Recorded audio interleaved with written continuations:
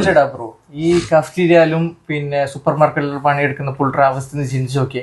ഓരോ ലൈഫ് 12 മണിക്കൂർ പണിയെടുക്കണം, ലീവില്ല, ആൾക്കാർ വെട്ടിടുന്നുണ്ടാവും, എന്താ വരാൻ ലേറ്റായെന്ന് ചോദിക്കുന്നുണ്ടാവും. ഓർക്കൊരു സമാധാനം എന്നുള്ള ഒരു സംഭവം ഉണ്ടാവും.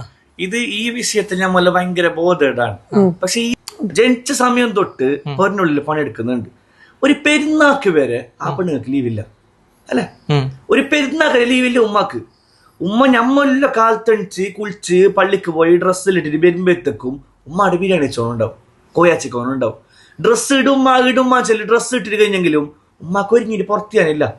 കാരണം പുറത്തേക്ക് ഇവിടെ പാത്രം കയറ്റക്കാനുണ്ട്, ടേബിൾ തുറക്കാനുണ്ട്, പൊരിൻ്റെ ഉള്ളിൽ അടിക്കാനുണ്ട്, വിരുന്നാളെ വരുമ്പോൾ ജ്യൂസ് ആക്കാനുണ്ട്. ഒരു ദിവസം ഉമ്മ ലീവാക്കുന്നൊക്കെ പണ്ടിനാ.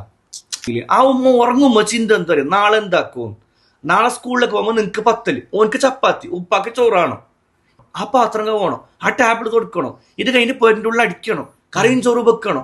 ഒരു റെസ്റ്റ് എന്ന് പറഞ്ഞ സംഭവം ഈ ഉമ്മാക്കില്ല. ഞമ്മക്ക് തലമ്പലെടുത്തു ഓഫീസിൽ നിന്ന് പ്രഷർ കയറി 2 ദിവസം നമ്മൾ ലീവാക്കി.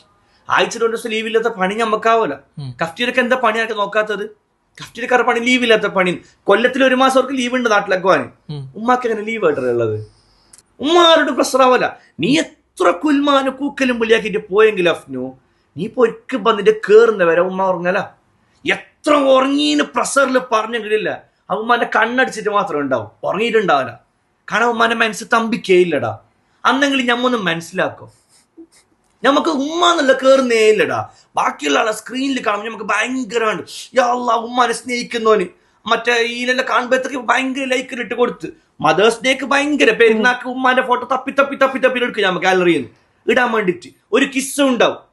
ഒരിക്കലും ഉമ്മാനെ നമ്മുടെ ജീവിതത്തിൽ നേരിട്ടൊന്ന് പിടിച്ചിട്ട് ഹഗ്ഗാക്കിയിട്ട് എൻ്റെ ഉമ്മാനെ ചെലുത്തൊന്ന് മുത്താൻ ഭയങ്കര നാണക്കേട്. അത് നമുക്ക് ഭയങ്കര നാണക്കേടുള്ള കഥ. ഉമ്മാനോട് ഒരു ഐ ലവ് യു പറയാന് ഇപ്പവും ഞമ്മക്കും നമ്മളെ പോലത്തെ ആൾക്കാർക്ക് കയ്യലടാ. ഞമ്മളും വന്ന് പറയുമ്പോൾ ഒറ്റ ഉമ്മ ഉണ്ടാണ് നിൽക്കാടെ. എപ്പോഴും ഉമ്മാടെ നേരം ഉണ്ടല്.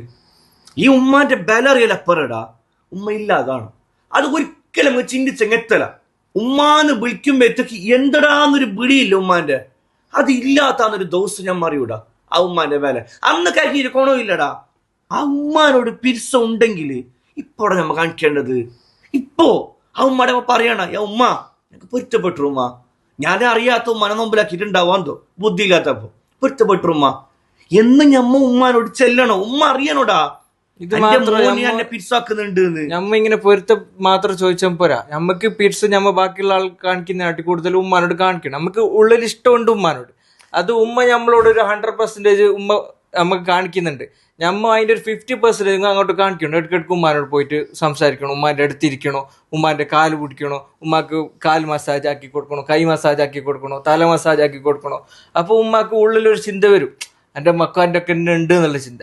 അല്ലാതെ ഉമ്മ വിചാരിക്കുന്നത് ഓറുണ്ട്, ഓർക്ക് അവനെ പറ്റി വലിയ ഇതില്ല, പക്ഷെ എന്റെ മക്കല്ലേ എന്ന് പറഞ്ഞിട്ട് ഉമ്മ അഡ്ജസ്റ്റ് ആക്കിയിട്ട് നിൽക്കുന്നത്. ഞമ്മ ഇടയ്ക്കിടയ്ക്ക് ഇങ്ങനെ പോയിട്ട് ഉമ്മാന്റെ അടുത്ത് ഇരുന്നിട്ട് ഉമ്മാന്റെ അടുത്ത് കിടന്നിട്ട് വിഷയം പറയുമ്പോൾ ഉമ്മാക്കൊരു സമാധാനമാണ്. ഉമ്മക്ക് അതന്നെ മതി, മരുന്നൊന്നും വേണ്ട ഉമ്മാക്ക്. മനസ്സിലായ? ഇതന്നെ മതി. പിന്നെ ചില ആൾക്കാരുണ്ട്, ചോടി വരുന്ന സമയത്ത് ഉമ്മാരോട് പൊട്ടിത്തെറിക്കും, എന്നിട്ട് കുറച്ചങ്ങോട്ട് എത്തിയിട്ട് ഒരു 2 സെക്കൻഡ് നോക്കി ബേജാറായി പൊറ്റപ്പെട്ടുമ്മ എന്നെ അറിയാതെ പൊട്ടിത്തെറിച്ചത്. എന്റെ ഉമ്മാനെ കാല് പിടിച്ചെങ്കിൽ, എന്റെ ഉമ്മാനെ കാല് പിടിച്ചിട്ട് മുത്തിയെങ്കിൽ, എന്റെ ഉമ്മാനൊന്ന് ഹഗ്ഗാക്കിയെങ്കിൽ ഇപ്പോഴത്തെ പിള്ളമാർക്ക് നാൺക്കേട്. അതെങ്ങനെ ഉമ്മ അല്ലേന്ന് നാൺക്കേട്, ഉമ്മ അല്ലേന്ന്.